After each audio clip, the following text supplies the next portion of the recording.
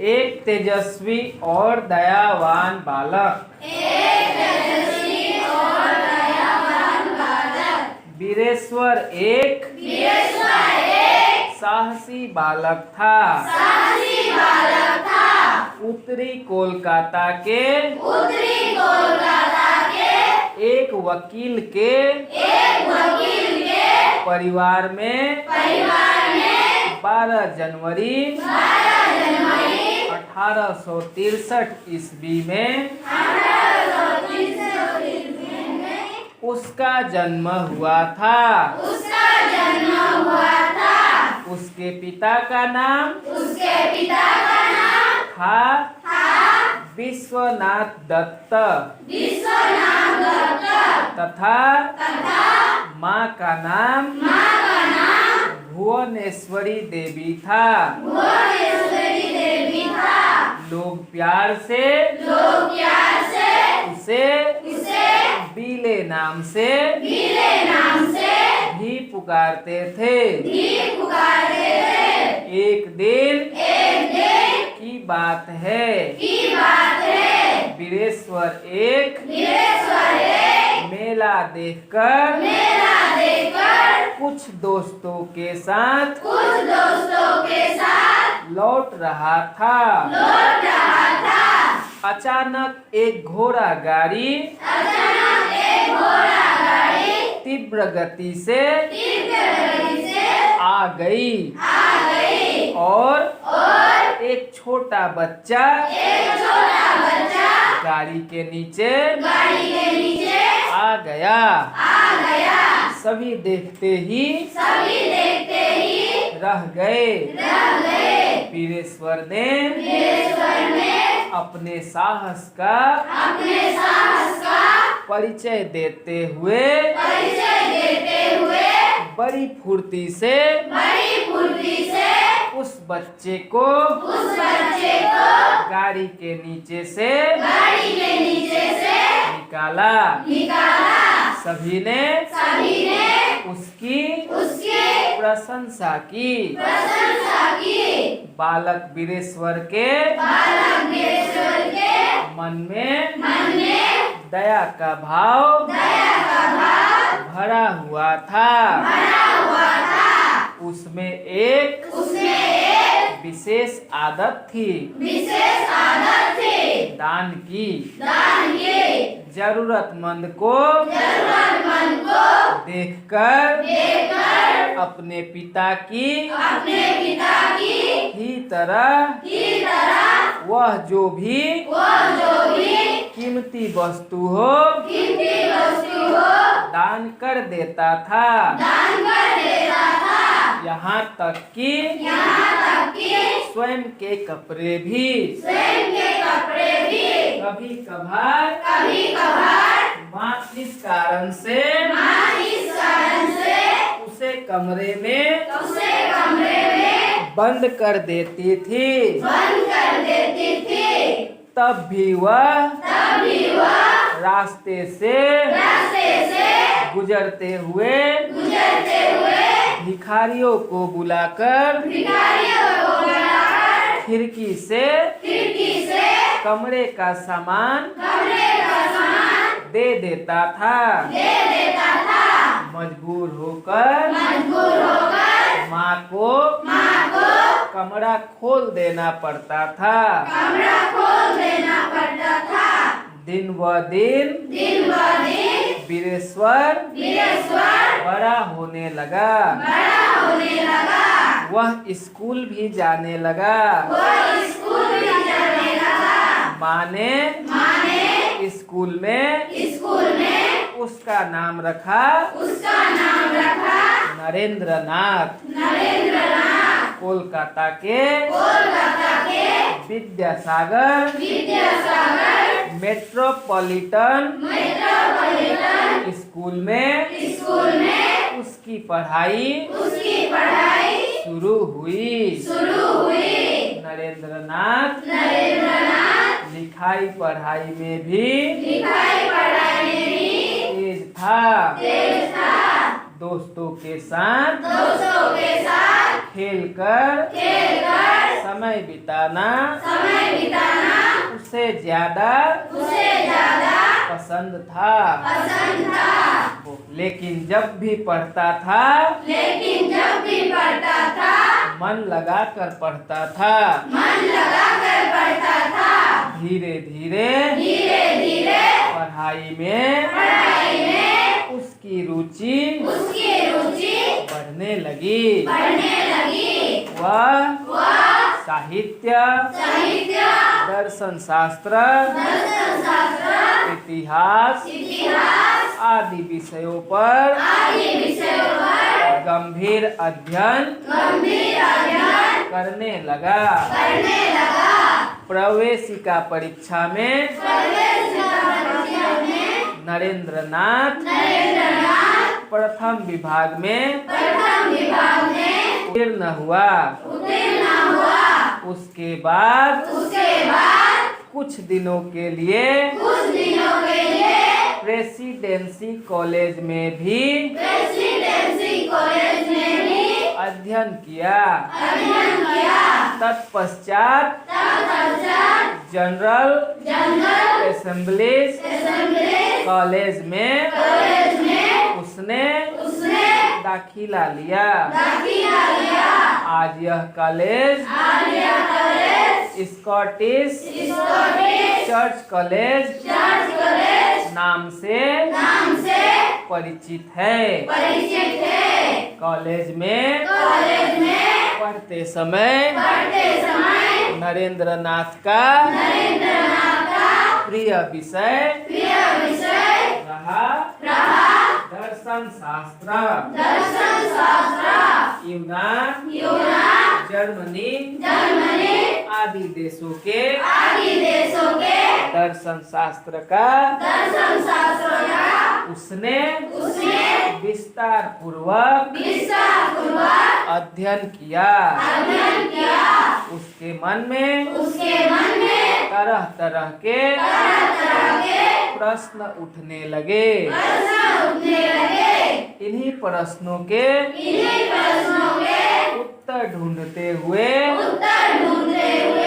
वह एक दिन दक्षिणेश्वर काली मंदिर के साधक रामकृष्ण परमहंस के पास पहुंचा। उनके विचारों और सिद्धांतों से वह इतना प्रभावित हुआ कि उन्हें अपना गुरु मान लिया। अपने गुरु की छत्र छाया में नरेंद्र ने वेद, उपनिषद, गीता आदि का अध्ययन किया। गुरु रामकृष्ण परमहंस ने उसे बेसहारे और पीड़ित लोगों की सेवा करने के लिए प्रोत्साहित किया। पिताजी विश्वनाथ दत्त के आकस्मिक निधन के बाद परिवार की आर्थिक स्थिति बिगड़ गई। उस समय नरेंद्र बीए पास कर कानून की पढ़ाई कर रहा था। परिवार का दायित्व उसके नाजुक कंधों पर आ पड़ा। नरेंद्र को पढ़ाई छोड़नी पड़ी। फिर भी नरेंद्र ने अपना हौसला बनाए रखा और अपनी साधना व लगन से ज्ञान अर्जन करता रहा। विश्व के जाने माने कोलकाता विश्वविद्यालय से सम्मानीय अध्यापक पद के लिए उसे आमंत्रित किया गया था। लेकिन गरीब, लाचार और बेसहारे लोगों की सेवा करने के लिए उसने इस प्रस्ताव को ठुकरा दिया। 25 वर्ष की अवस्था में नरेंद्र ने गेरुआ वस्त्र धारण किया। संन्यास लेने के बाद वे स्वामी विवेकानंद नाम से लोकप्रिय हुए। तत्पश्चात स्वामी विवेकानंद जी ने पूरे भारतवर्ष की यात्रा की। इस यात्रा में उन्होंने राजाओं की विलासिता और प्रजाओं की दरिद्रता देखी। समाज में व्याप्त अंधविश्वासों और कुसंस्कारों को भी देखा। इन सब चीजों का उनके मन पर गहरा प्रभाव पड़ा और उन्होंने देश में आधुनिक एवं वैज्ञानिक शिक्षा का अभाव महसूस किया। मन ही मन स्वामी जी इन चीजों से मुक्त एक शक्तिशाली भारत का सपना देखने लगे। वर्ष 1893 में अमेरिका के शिकागो शहर में एक विश्व धर्म सम्मेलन आयोजित हुआ था। उस धर्म सम्मेलन में स्वामी जी ने हिंदू धर्म के प्रतिनिधि के रूप में भाग लिया था। शिकागो पार्लियामेंट ऑफ रिलीजन में स्वामी जी ने प्यारे अमेरिकी बहनों और भाइयों शब्दों के साथ जो ही अपना ओजस्वी भाषण शुरू किया तो 7,000 विद्वानों से भरा पूरा हॉल तालियों की गड़गड़ाहट से गूंज उठा था। आज भी दुनिया भर के लोग उस भाषण को याद करते हैं। इस भाषण के जरिए उन्होंने भारतीय अध्यात्म सभ्यता और संस्कृति को विश्व भर में पहचान दिलाई थी। सम्मेलन में उनके विचार सुनकर दुनिया के तमाम विद्वान चकित रह गए। अमेरिका में उनका भरपूर स्वागत हुआ। भाषण के बाद अमेरिकी मीडिया ने उन्हें साइक्लोनिक हिंदू नाम से नवाजा था। उस सम्मेलन के बाद विदेश में उनके भक्तों का एक समुदाय बन गया। अनेक लोग उनके शिष्य भी बन गए।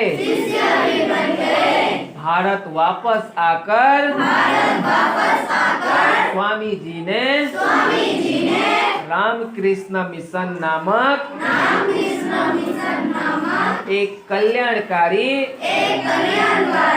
संस्था की स्थापना की। समस्त पृथ्वी के गरीब बेसहारे लोगों की सेवा करना इस संस्था का प्रधान उद्देश्य है। आज देश विदेश में इस संस्था की अनेक शाखाएं काम कर रही है। स्वामी जी एक मानवतावादी संत थे। उन्होंने मानव की उन्नति और कल्याण को सर्वोपरि माना। स्वामी जी दुनिया के सभी धार्मिक विचारों को महत्व देते थे। उनकी ओजपूर्ण वाणी और उपदेश आज भी समस्त मानव जाति में शक्ति का संचार करता है।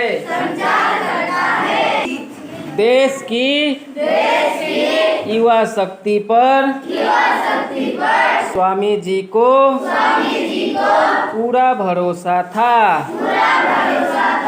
इसलिए तन मन से स्वस्थ होकर देश के भविष्य को बदलने की दिशा में काम करने के लिए आपने पूरी युवा शक्ति का आह्वान किया था। स्वामी जी सिर्फ 39 साल तक ही जीवित रहे। वर्ष 1902 की 4 जुलाई को बेल्लूर मठ में उन्होंने अंतिम सांस ली। आज भी लोग इस महान दार्शनिक ओजस्वी वक्ता मानवतावादी संत को